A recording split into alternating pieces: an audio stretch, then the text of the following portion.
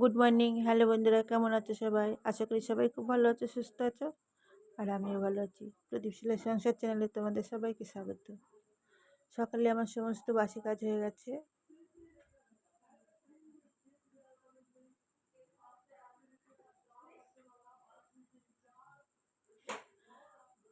আমি ঠাকুর ঘরে চলে এসেছি, পুজো করছি। পুজো করা হয়ে গেছে, চা বানাচ্ছি। চা খেলে একটু শরীরটা এনার্জি বাড়ে শরীরে, ওই জন্য আগে চা খেয়ে তারপর আবার রান্না করব।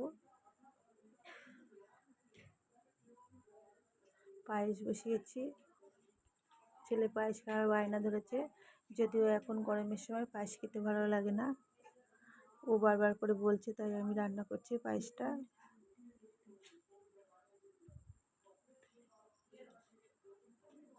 পায়েস রান্না হয়ে গেছে।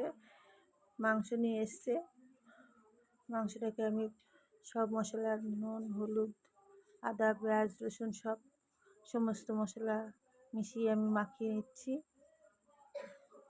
মাখিয়ে নিয়ে আমি মাংসটা রেখে দেবো কিছুক্ষণের জন্য।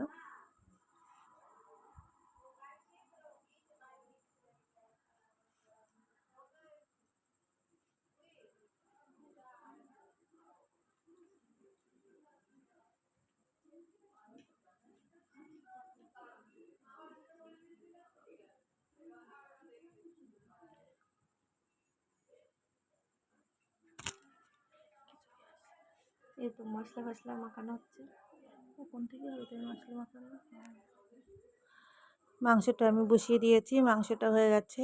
এবারে আমি গরম মশলাটা দিয়ে নাবিয়ে নেব।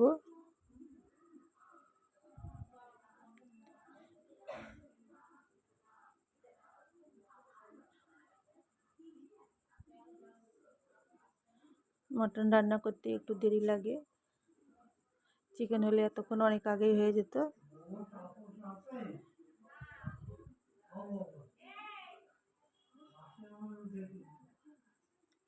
বৈকাল হয়ে গেছে, চা বানিয়েছি, চা খেতে বসে পড়েছি। গরমে হাঁসফাঁস, তাই ঘরে নিয়ে এলাম তাল শাঁস। তোমরা জানো এগুলা কি করছি আমি, কি চালছি? এগুলা ছাতু, ছোলার ছাতু।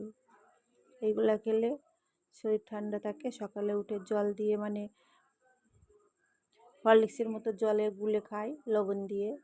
গুড় বা চিনি বা দুধ, কলা এইসবগুলা দিয়ে আমরা খাই না, আমরা শুধু জলে গুলে খাই। খেতেও খুব ভালো লাগে। কৌটোটা ভর্তি করে রেখে দেব। আমাদের ঘরের ছোলা।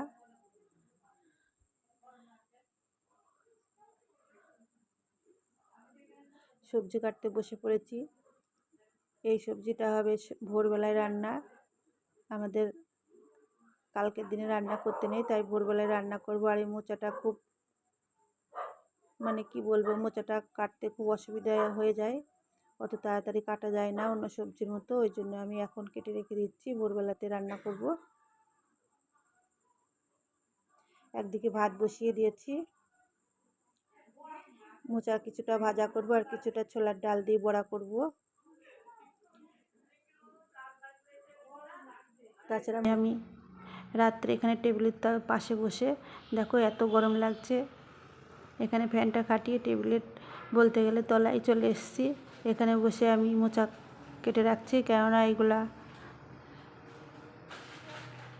ভোরবেলা রান্না করতে হবে। ভোরবেলা তখন এটা কাটা যাবে না, তাই আমি এখন কেটে রাখছি। একদিকে ভাত বসিয়ে দিয়েছি, তো আমি ততক্ষণ মোচাটা কাটি। আমার ভিডিওটা এখানেই শেষ করছি। তোমরা সবাই ভালো থেকো, সুস্থ থেকো। দেখা হবে আবার পরের কোনো ভিডিওতে। Good night.